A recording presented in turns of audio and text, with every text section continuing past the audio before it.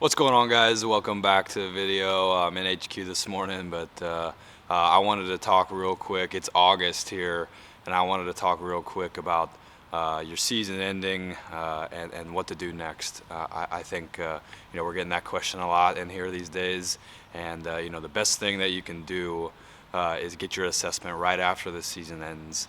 You guys are finishing up your travel ball schedule, whatever the case may be, your summer schedule if you're in college, your season if you're in professional baseball.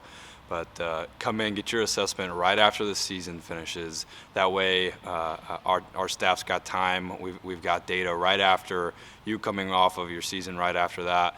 And if you want to take your time off after that, take your time off after that.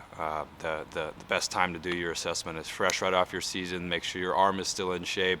For us, you'll be able to throw on our biomechanics system. And if it's more than 2 weeks, you're kind of putting yourself at a risk for injury, and you're not getting the data that you're wanting to get right off of the season.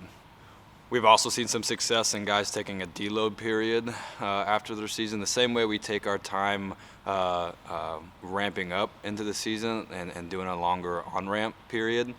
We've seen success with guys doing a deload and tapering off of their throwing after the season ends. So what that means is just taking like 2 weeks where the volume and intensity slowly tapers off.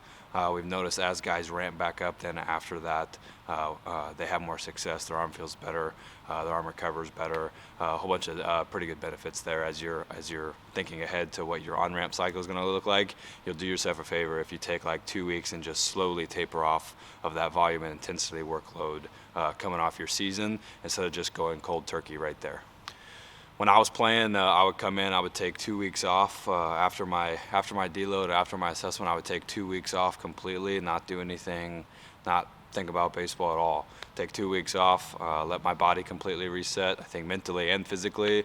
And then after that 2 weeks, I'd get back in the weight room, and I would be hammering in the weight room for a while, working in some no-throw drills here and there. But my main focus was just to get stronger this time of year and build that platform for the next year to be able to maintain that strength as long as I can, and to be able to push through that entire season with a good foundation of strength that we're going to build in the off season. So I'd take 2 weeks off. I'd start really good in the weight room, and then around the middle of October was when my arm program, throwing program type of stuff would start extremely slow, extremely basic, starting with arm care exercises first, and then working into plyos and then working into throwing.